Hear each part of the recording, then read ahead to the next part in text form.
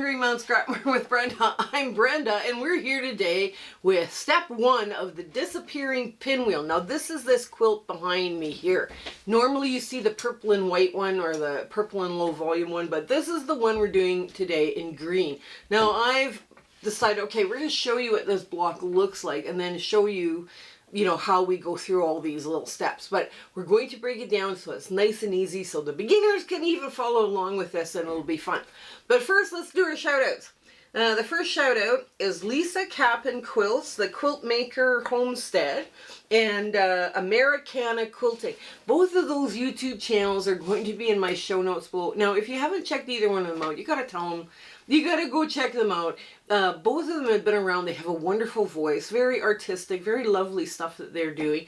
And you tell them when you go over there and you hit their subscribe button, tell them that Brenda from Conquering Mount Scrapmore sent you, because I think you'll enjoy their content as well.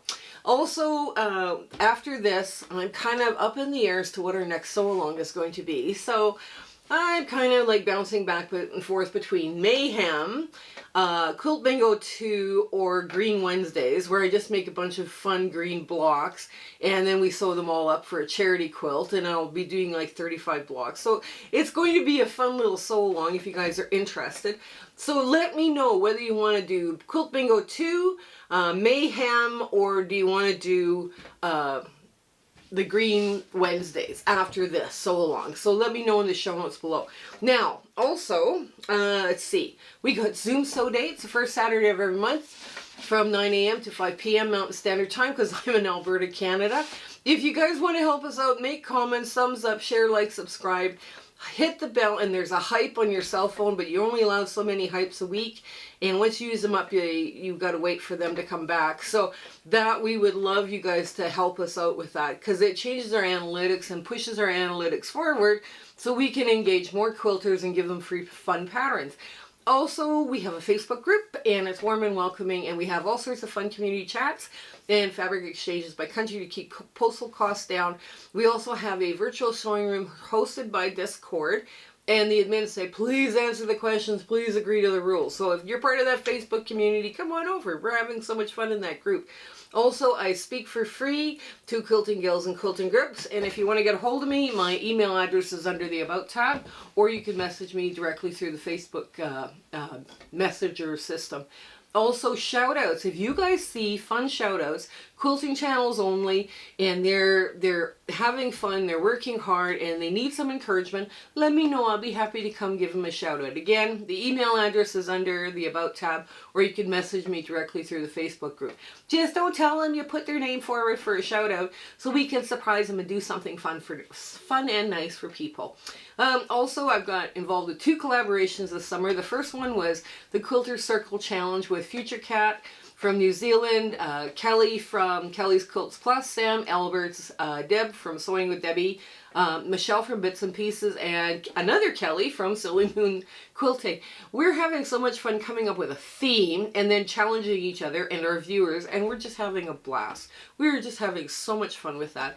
And we come up with some really cool and different ideas, what that theme means to us. The other challenge, or collaboration challenge, whatever, is with Handmade by Ying with Donna. Now, she's assembled a bunch of YouTubers. All of those people are also listed in our show notes below. We're teaching back to basic quilting steps, right? So if you're a beginner, those are perfect for you guys to follow. Make sure you follow everybody on that list. And if you've also picked up some bad habits along the way, yeah, this is kind of the time to go back and refresh your skills. Myself, I'm watching them as well, because it's always interesting to see what somebody else has a take on what they're, what quilting they're doing. So it's always very interesting, a lot of fun. So yeah, out of Vegas is hosting their charity drive for homeless people in Alaska, and that ends August 15th. I'm not sure if you're seeing this, after August 15th, it's over, but you can still contact them to see if they're going to do another drive for next year. Their YouTube channel and their .com will be in our show notes below. So that's kind of important for you guys to, like, wow, we have something that we can contribute. Now, a new challenge for Canadians and Americans comes from the Orchid Valley Quilt Guild, and it's Shirley Fox is the president, and it's in Kelowna, British Columbia. Now she is looking for 4 to 8 inch unfinished blocks by October 15th in the Hearts. They're going to do a community challenge and get as many quilters involved as they can. I mean, it's being announced through Quilt Canada as well. So, you know, if you're involved that way, yeah, if you want to send them some heart blocks that are 4 or 8 inches, you know, 4 to 8 doesn't, you know, they're not specifying a size. 2 heart blocks to them. That address and their .com will also be in our show notes below. I just got informed about this, so I just wanted you guys to know we've got another charity drive here in Canada. So yes, that's all. I think that's it. That's all we've got. Yes, so come on in. Let's get to the sewing of a pinwheel block, because this is very important. It's our step 1. Okay, we're at the sewing machine for the first step. Now I've got my 1/4 inch foot on, and you can see here, because that tip is squared off, I cut mine out of 6.5 inch strips for both the low volume and the color. And what happens is that you end up with that 3/8 already included, right? So you can make a 6.5 inch block with a ruler. Now, I did give you the traditional cutting instructions, so you have to use them. And yes, I have a video on how to use that ruler. Now, it's really important you take your time lining up. You line this stuff up, and you start, you know, nice and slow. You take your time, make sure everything's all lined up good. Now, your half square triangles, if you're going to make a crib, you need 16 blocks. That means 16 pinwheel blocks, right? And that means you have to make 64 half square triangles. So if you're doing a couch, you need 36 blocks, so a layout of 6 by 6, right? And you would need 144 half square triangles to do that. So there, you can go through quite a lot of stuff very quickly, right? And I'm going to have all of these in the show notes, so you don't have to really worry about it. Now, I'm making a twin, because the community service people say, oh, we need twins. Okay, we need twin quilts. So that's 48 pinwheel blocks, and you need 192 half square triangles. Now, when you're cutting it with that easy angle ruler, you put your low volume against your color, so the good sides are together, and then you cut. And that way you have that, you know, like it's going to be easy to sew, ready to sew together, right? Now for queen, you need 64 pinwheel blocks, which means 256 pinwheels, or half square triangles like this. And yeah, this sounds like a lot, but it's a beautiful, it's a nice size queen. There's a bit of drape on it. I add an additional border to that queen just to make it a little longer, or with bigger drape. And my thing is, my husband and I are not little people, and we don't, it's the nightly tug of war for blanket supremacy. So we make our quilts just a little bit bigger, so we don't have so much tug of war to do. And then I end up pitching all the blankets onto him in the middle of the night anyway, so, because they get too warm. Alright, the last one. There we go. Now, when I was making my pinwheels for the quilt, and for the pinwheel blocks, I picked 4 random greens, and you could see I worked with warm greens, and 4 different warm low volumes, right? Because I decided, okay, this is what we're going to use. We're going to pull out a whole bunch of these and warm greens, and we're going to move through them first. When it comes to mixing warm and cool greens, that I find, for me, that's, and it's just preference. I don't really care for it. I just find it really hard. It's too contrasty for me, but some people like it, and that's cool, right? But for me, I'm not a real big fan. Okay, so, and you can see I don't cut at a 45-degree angle, right? I trim in a little bit more to get that bulk reduced.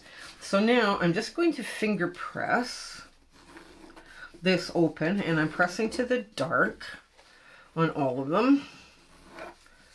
Now, the trick with this quilt is when you're sewing your pinwheels, you sew them all the same way.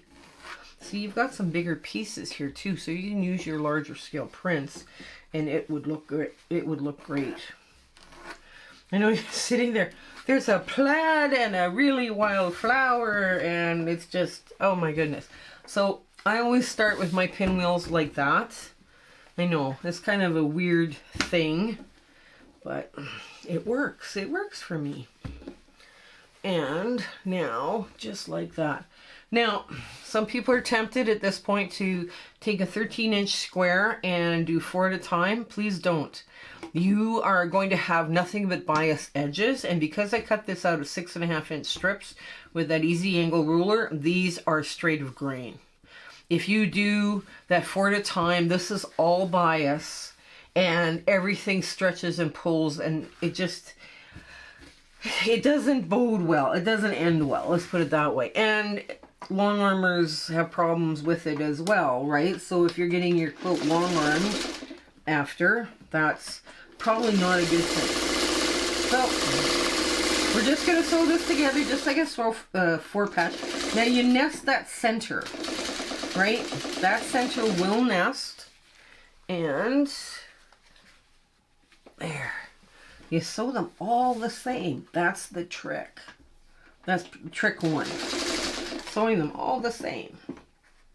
Okay, there we go.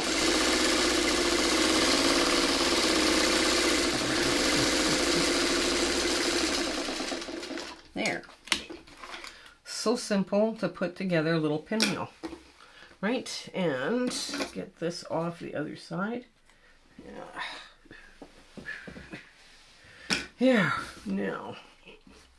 So I'm just going to push this forward just like that. Now, which way does this go? If I push this down, all the seams are going this way. And this then has to go up. The underneath part has to go up. And that way it will lie the flattest.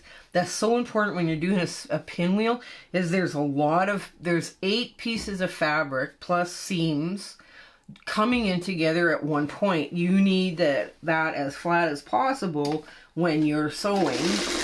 So, and there's only a couple of ways to do it, and this is one of the ways of doing it. So what you want to do is you just press that there, and you nest. You nest the best you can. Now as we're nesting, if I'm out, let's say a needle width, you know, the width of my sewing machine needle, I will leave it. Less than my sewing machine needle, I will leave it. If it's more, I'll take it apart. And most people, when it's in a quilt, will not be able to find where you missed your nesting, because they're not quilters, right? So, you know, there we go. Now, before we even take that off, like I say, you're going to make, for a queen, you're going to make 64 of these blocks, right? So, you know, you've got quite a bit of practice that you can come across. Now, what I do is I finger press that into place, right? Before I even get it to the ironing board, right? I mean, if you wanted to finger press or iron all your half square triangles, yes, you can. But now we've got this seam that's going straight up and down, and we're not sure. 3 seams go this way, so this has got to go this way. And then when we continue around the circle, that one's got to go that way. The only way we can make that happen is to break open that center, and it lies so much flatter when all the seams are going the same way.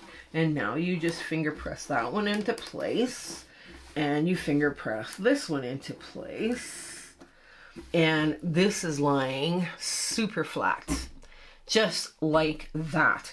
But like I say, the trick is to line them up all the same way. Now, when you're looking at the points in the front, oh, come on, focus, focus. When you're looking at the points in the front, you know, this, because of that nesting, you end up with a really nice sharp points right? I don't know if, yeah, it's not great. We're not going to be able to see it great. But yes, everything lies nice and flat, right? You haven't got a big bunch of bulky seams, and you do have eight pieces of fabric coming together at that point, and it's lying really flat just by making sure all the seams are going the same direction, right? Just by pushing it this way. Okay, so like I say, I always start my pinwheels the same way with a color bit here, and that's your happy spot. So let's get to give this a good press and get to our ta-da moment. So this is where we're starting with the disappearing pinwheel. Now next week I'm going to show you how to cut them and actually sew the center of the block together. Then we'll move on to other things. So yeah, this comes together really quick. Half square triangles. By the time you're done this, and like I say, I made mine all 6.5 unfinished, 6-inch finish. So they're all larger, so they'll come together as really, good geometric. If you have like 4-inch half square triangles, or 3.5-inch unfinished or whatever, and you want to do this, just change the size. But you're going to need a whole lot more half square triangles if they're smaller, right? But you can do this with this kind of idea, with any size block or like half square triangle that you want, or a pinwheel block that you want. So I do hope you give this one a try. It's very fast, very quick. I call this a weekender quilt. So it's basically do all of your cutting first for your half square triangles, and then from there you just start sewing them together, and you cut them again, and you sew them together. It works really quick. So I do hope you have fun with this, and I hope you have a lovely, gentle week ahead. Okay, you guys take care and stay well. All right, bye. My husband and I would like to thank you for all of your support and watching our videos and sharing and liking. It has just been, you've put us on such an amazing journey, and we are having so much fun.